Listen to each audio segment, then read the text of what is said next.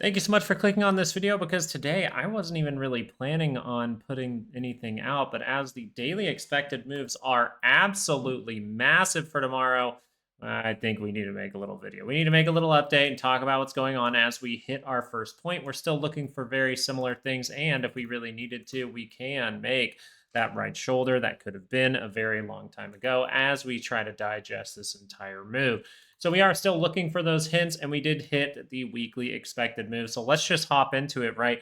We're looking for the 2 hour to be able to curl up before it is able to be, it's too far negative and in need of making divergence or anything like that. If that needs to happen, we will look out for 2 hour divergences for traps and things like that. But if we do see a 2 hour lower high, that can be a big problem. That would be where you're at risk of a bigger downturn. You would watch out for divergences by the monthly expected move at that point. That's pretty much the entire bearish case here is you keep selling on the 30-minute, right? The bearish case on 30 minutes, you keep rolling, keep reapplying those positions, looking for that next point, and that's exactly what we looked at for the 30-minute here today. We looked for the next roll. I wanted this to extend up a little bit higher to get into that position, so I wasn't able to grab anything as of today, but we do see that we are down deep enough now, and we are at that weekly expected move. Now, this isn't happening exactly how I pictured it would, but I do still think that we should pay attention to the fact that we are at the weekly expected move. In fact, closing outside of the weekly expected move um, on Wednesday, right? Not on Friday. So we do have that peak below that 68% zone. And if you were going, hey, well, the stocks are selling off like crazy. This is a crash moment. This is awful. We reminded you that today was of expiration and you can see some crazy stuff like this, but volatility really didn't pop off that high. So we may have continued downside to get that volatility pop.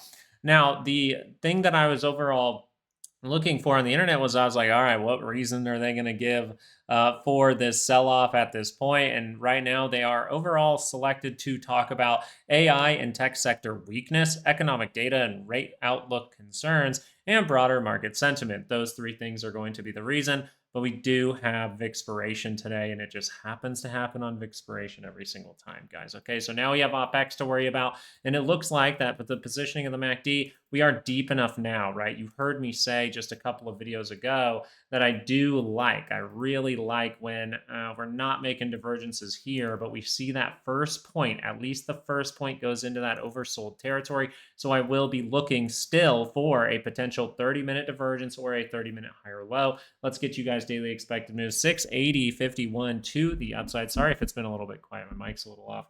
And then we have 662.29 to the downside. So we have a massive, massive range for tomorrow. So we could literally see spikes down. We could see a spike up into a spike down. We could see a ton of things tomorrow. That is why I'm putting out this video, even though I'm looking for the same things I've talked about. And we do see this right in here, which is kind of nice. So let's talk about a couple of scenarios.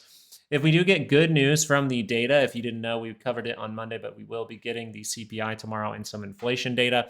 So if you are wondering what could happen tomorrow, well, now you see it based on the implied moves.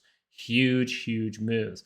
Now, if market makers really wanted to be douchey, they would just kind of flag this out or something all day, to be honest. Absolutely, theta burn. So bear side's pretty simple. We're looking for those drops. We're looking for those reactions and those rolls. We never go make the new high, and we don't set up those divergences. But the bull case here, if the bulls are going to take back control, that means they need to show a sign that they can take back this vibe. That means utilize the data, spring back into action as we're outside of that 68% zone, come back down and create the right shoulder that could have been to give you that left head and right shoulder, the inverse head and shoulders for the 30-minute to take back the 5-day moving average. That would be very, very nice because which scenario would that be that we've been talking about down at these areas? Well, we were talking about a possible higher low. So now that's the overall structure I'd be looking for. If we are going to head down, which I do believe this would be slightly more probable actually, is to get some kind of reaction again that fails.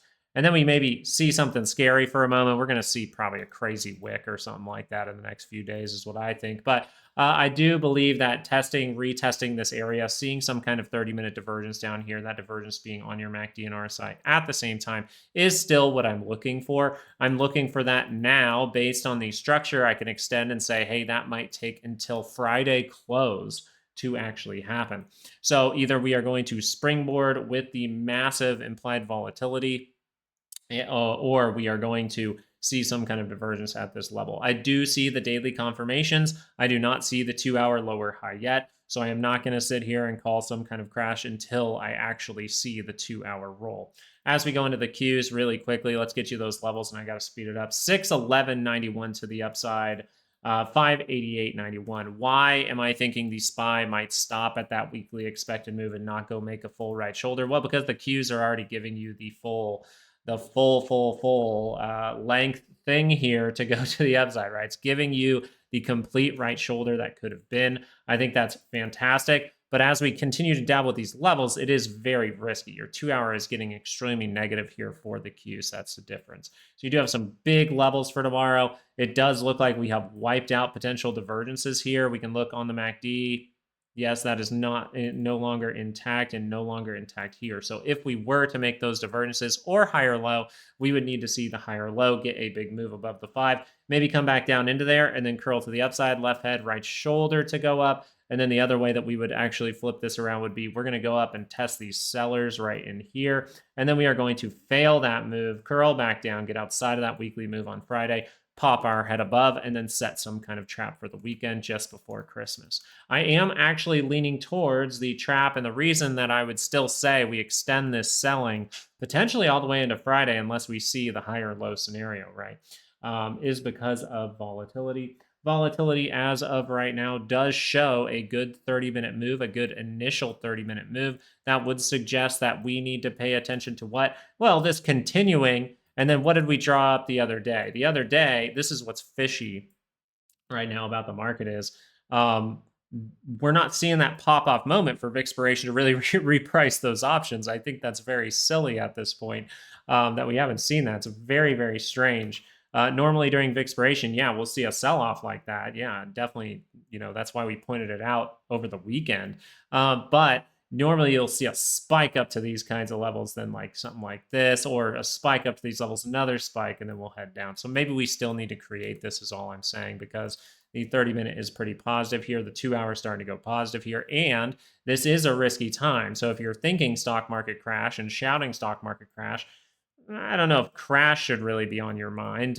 Really should more so be correction should be on your mind, in my opinion. That can be a drawn out correction because we've gone up for a long time, but this does suggest a lower high. That is a confirmation, though, on the daily scale, suggesting that we can start to scale up from volatility. I don't mess around with these things too much, right? I'm being very, very patient and making sure, do I see the things in here in the shorter time frames that say this is going to fail? I don't see them as of right now for volatility. Do I see anything on the SPY or QQQs that tells me, hey, take that bottoming bullish trade just like we did over here? No, we're not. Back here, we did see that 30-minute divergence across. We got a simple confirmation. We were outside of the monthly expected move. Over here, we are outside of the weekly move, which is great, right? We're outside of that weekly move, but we still have time until Friday. We do not see any kind of divergences like we did back here in the past. You want to see that? This is the divergence we're talking about over there. You don't see anything like that over here. You don't see it. You don't see it yet. That means I have a patience game. If it goes up to here, I can short that and see if we get some kind of downturn. If it goes up to here, I can short that, see a divergence, and then totally flip the script and go right back to bullish as we attempt to take back the 5-day moving average. So sorry I had to get through things very, very quickly, but we got to go pick up baby girl in just a moment from Abuela's house. So I hope you guys have a great rest of your night. And if any of you guys want to learn any of the stuff we're talking about, you're a little confused, hey, that course sale is still down there in the description with some slots left by the end of the month. So thank you guys so much. I hope you have a great rest of your night, and peace out.